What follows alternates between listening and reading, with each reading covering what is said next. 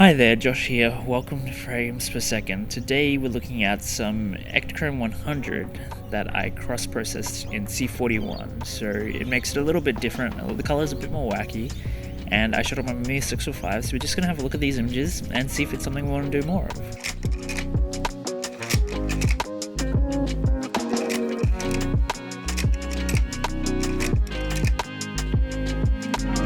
So cross-processing is when you put a film and you process it with a chemical that's not normally used for, and the main example of that is using slide film but developing it in C41, which is color negative chemical. This usually results in a little bit more latitude but also a lot more wackier colors. So we're gonna see how this film turns out and see how wacky it might get. Or maybe not wacky, we'll see. I did find some nice spots with a lot of color, and because we are cross-processing Ektachrome 100, I knew that the colors would come out a bit poppier, a bit punchy, a bit more weird. And so this first shot's actually quite normal looking. It almost looks like Ektachrome, but it's still pretty vibrant. The greens look nice, the reds look quite nice. I do kind of wish I took a photo of the other side of this motel as well, because the sun was shining brightly on that. But yeah, it does kind of have this off kind of bluey greeny kind of tinge to it, which E100 is known for being fairly blue in the shadows, but I think this adds a bit more of a green and almost fluorescent-y kind of look, though these first two shots are still quite normal looking. And so this shot of this building, I just like old buildings, I like the Art Deco style, and this building kind of had that going for it. I just kind of wish those two cars weren't there, or at least the car in the foreground. The van I don't mind as much, but yeah, it's still kind of normal looking. And then this next shot, I honestly have no idea what this is. I have no memory of taking this photo. I don't know if it was maybe a photo I took by accident, which I don't think there was any shots I did accidentally take.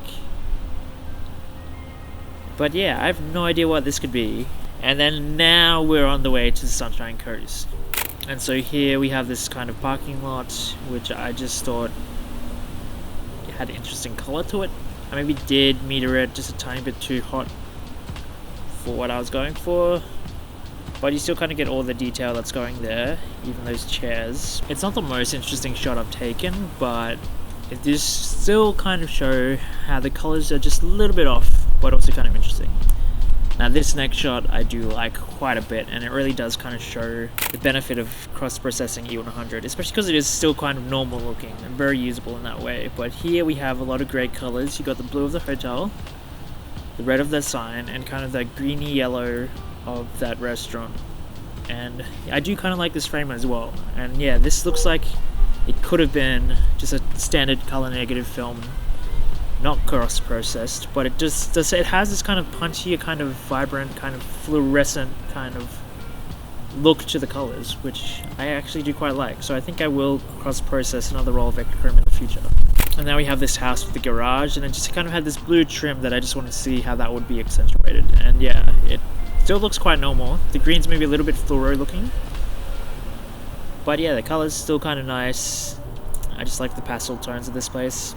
I was checking out some op shops as well. So we had the Salvation Army, and so I thought I'd see how the red really came out with that logo. So the red looks great and vibrant, and even the blues look quite nice with the disabled sign and also the sign on the side and the sky. Now here the skies definitely went a bit bluer than with the earlier shots. And I do like how this shot turned out as well. And then there was this really colourful roller skating rink called the Roller Dome. And right next to it was kind of this abandoned red building, which I thought looked quite interesting. And I just like the way the textures of peeling paint and whatnot kind of turn out. And though my frame of this could have been a lot more interesting, I do kind of get closer and take another shot, which is definitely a more interesting frame of this little esky. But here the light changed again, and it kind of went greeny bluey. After waiting quite a while, I was able to cross the road, because it was quite a busy road, and take more of a front-on shot of that roller dome. And those colors are really lovely, really pop, including that red car that's parked out front. And I think cross-processing Ektachrome 100, it would be great for fashion shoots. As long as the person has a skin tone that kind of evens out with the kind of bluey green color that's coming from the cross processing. And then we have this kind of apartment building that you've seen before in those photo shoots I did of expired film with Morgan. It's because I do kind of like the blue of it, though the blue definitely did change and it is quite darker here. I still like the contrast coming from the lighting, which you definitely see in this shot here. And then lastly we had this place where I stopped for lunch, and it's called the Chicken Spot, which obviously specializes in fried chicken, and the chicken was great. I had a chicken burger, and yeah, I just loved the look of the sign. I thought it had great colors, so I definitely needed to take a photo. And then the food was great too. It is definitely a spot I recommend. They also had potato bake, which is great. So I really liked the results of this experiment of cross-processing E100. Compared to other slide films like Prigida and Velvia, it was a lot more normal, but still somewhat exaggerated and interesting. And it did turn a bit more fluorescent, a bit more vibrant. But it was more normal if you wanted to use it for portraits and fashion and stuff like that. And you wouldn't scare off clients if you did cross-process E100 for your photos for that. And so I like the results, and I really want to try it in 35 next. So that's probably going to be the next thing I do with cross-processing, is doing E100 on 35mm. And yeah, we'll see how that goes, but I liked it quite a bit.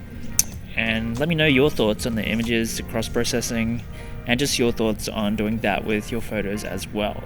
And so feel free to comment below, feel free to like and subscribe, turn those post notifications so you know when there's a new episode. Anyway, I'm Josh, this has been Frames Per Second. Just get out there, shoot some film.